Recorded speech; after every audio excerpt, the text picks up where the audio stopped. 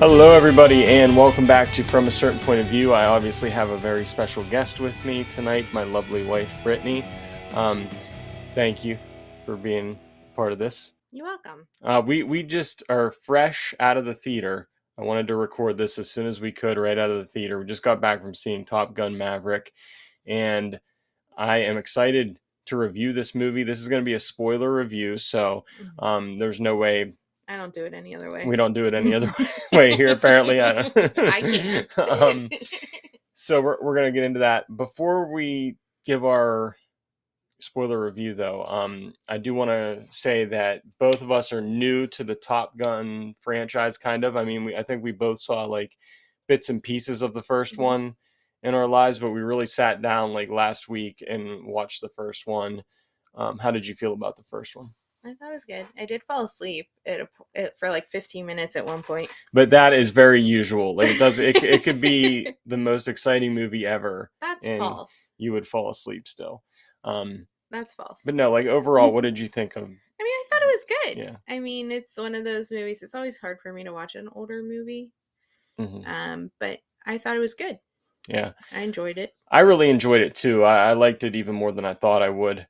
And you know, I think, and we're fresh off of like the Goose death and feeling that and everything. But I do want to say, you know, we're not like diehard Top Gun fans coming into this review. So some of you that maybe grew up with the movie might have a different feeling than we do on this sequel. I grew up with the ride. Yeah. So my Top Gun experience was well before yours. I just knew like I feel the need for speed, and like the Danger Zone song. Like I was familiar with all that cultural stuff.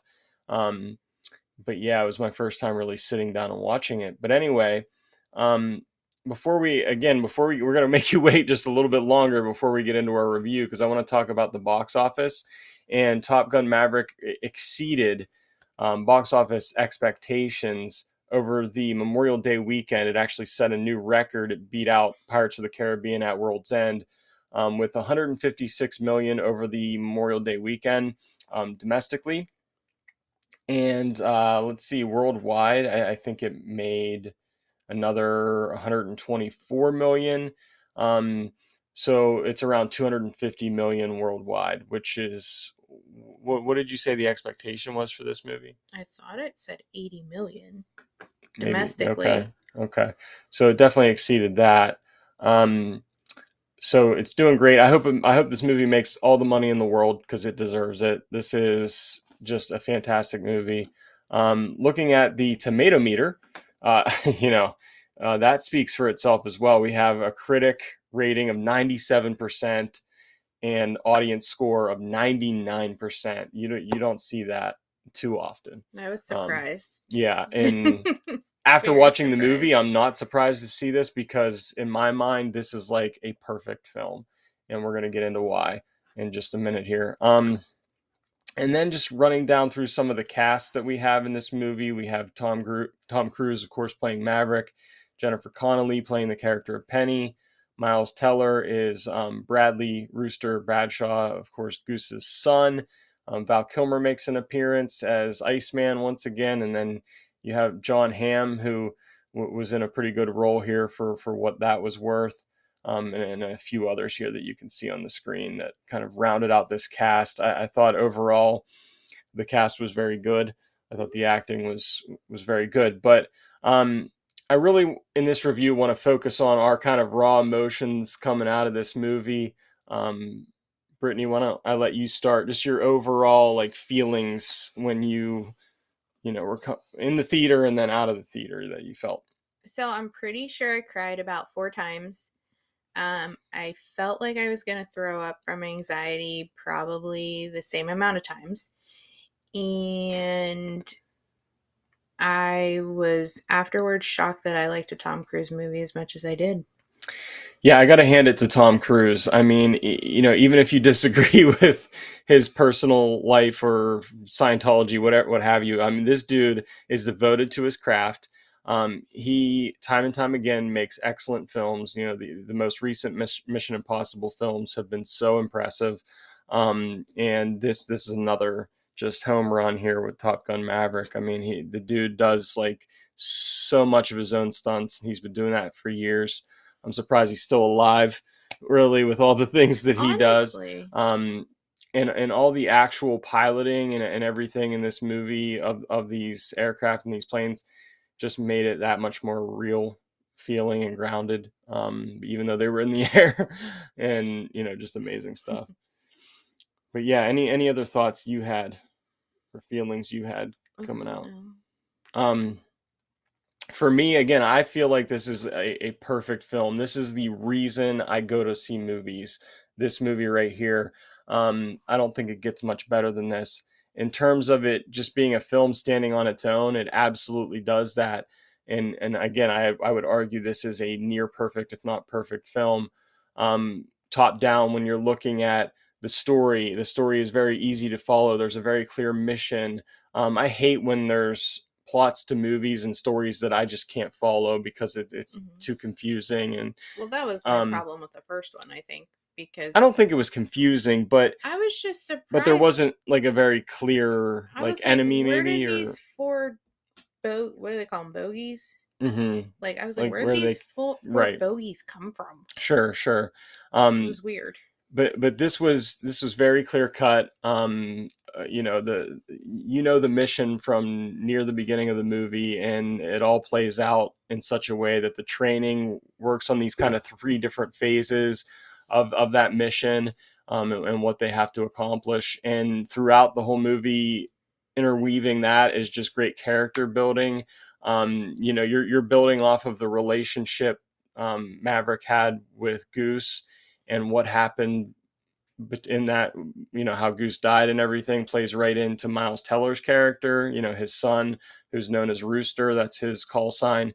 And their dynamic was very like tense, push and pull. push and pull, Mm. and Maverick's trying to make amends with him, and trying to be like a father figure to him. And of course, Rooster is resisting and has animosity towards Maverick, not just because of what happened to his father, but also because he held him back from the Naval Academy. Is that right? Yeah, I think I have that he right. like pulled his application. Yeah. So you're dealing with that throughout the movie, and then the supporting cast is just really good, and they do a really good job. And then there's Maverick himself, who is fighting to make himself useful, because the whole one of the big messages of the story is just like basically them wanting to have like AI kind of take over, not even have like phase out the pilots, period. And just have it be run by machines entirely. And Maverick is kind of fighting for his reason to exist, his purpose, having pilots in the cockpit, and he's trying to learn how to become a teacher too. He's always been the guy that's jumped in to the plane, and he still does that in this movie, and make no mistake. But also learning how to become a mentor and a teacher. And I think that goes like being a teacher almost goes against his character, because he's Mhm. always like, you don't think, you just do. And I feel like teaching takes a lot of thinking. Yeah. And not just doing. Right. There's a definite strategy that he goes about that is very different from the strategy that the higher ups would have him use. He has his own style in teaching these newest, most recent top pilots that have made Top Gun. And I just really love the nostalgia in this movie too. Again, even though the nostalgia is very recent for us, like it's so well done. The music, the way that hits and everything, reusing those old themes was done very well. The opening sequence. Even the beginning title credits and everything felt like the original. And this movie itself feels like it was made in that time period, like it was made in the 80s, or when there was, or early 90s, when there were some really great films. Like they don't make films like this anymore, but they did again with Top Gun Maverick, and I was so glad to see that. It felt really old school, but also blended some fresh and new school ideas at the same time. And I don't know if did I mention the music. The music was Yes. great. But just the utilization of those themes and everything. Yeah, they Yeah. brought back a lot of original. I felt so many like callbacks to the original, Yeah, there are a lot of callbacks. like Mm-hmm. his jacket, the motorcycle, Yeah. the bar, Right. the Yes. song. Mm-hmm. Yeah, the Great Balls of Fire, like that. Yeah, That hit really hard. That you could tell it hit Maverick's character that was hard. one of the 4 crying moments. Yeah, when he was playing Great Balls of Fire on the piano, Rooster was, um, and it kind of brought back all those memories for Maverick. Yeah. And there were several moments in this movie that really harken back to the first movie in such a good way. It never felt Hmm. like it was cheap. It felt like it was completely earned. It didn't feel like it was nostalgia just for nostalgia's sake. It had a very specific purpose for the characters and for the story. Yeah. Um, so yeah, I mean, I think this is just a fantastic movie. I think it is a movie that everybody should go and see. We're highly recommending it. Hmm. Um, any final thoughts that you have on this one? Yeah, and, No. and I think going back to the emotions, I was like on the edge of my seat literally, and like palms were sweating, my knees my knees were weak. Yeah. I'm sitting there holding Sorry, my I'm quoting mouth Eminem. because I felt like I was I literally felt like I was going to throw up from anxiety. Yeah, like that's how much this movie pulls you in. And you really care about the characters a lot. I All cared of about them, what happened to them. Yeah, like even like the new kids, like the girl, Phoenix mm-hmm. and Bob. Bob. Yeah, like I Yeah, was like when they had like a little malfunction, and like I thought so many people were goners. Like I thought Mav was gonna die at the end, saving Rooster, yeah, and then I thought Rooster died, and yeah, yeah, then yeah. nobody died. It Thank felt God. it did feel like very dangerous, the whole time. But Yes, uh, they were in the danger zone, they were in the danger zone. You like you could you could 100. feel the danger zone in this movie. These characters were definitely in danger, and for some reason I was kind of concerned that like the climax or like the final, because they were building up to this mission the whole time, Yeah. and I didn't want the mission to feel like it kind of just fell below expectation of that build up. But I thought that the mission, the way it went according to plan, but then not according to plan, and I Yes. thought it really lived up It to what I was wasn't hoping it for. wasn't predictable. And No, that's right? always my biggest complaint with a lot of movies. Even though like I can kind of see what's coming next a lot of times, like even with this movie, it wasn't necessarily predictable in a negative way. Yeah, and I really also like how this movie ends up for Maverick, and he's building. You can see this relationship, um, building between him and Rooster, and the Jennifer Connelly character, Penny, Penny.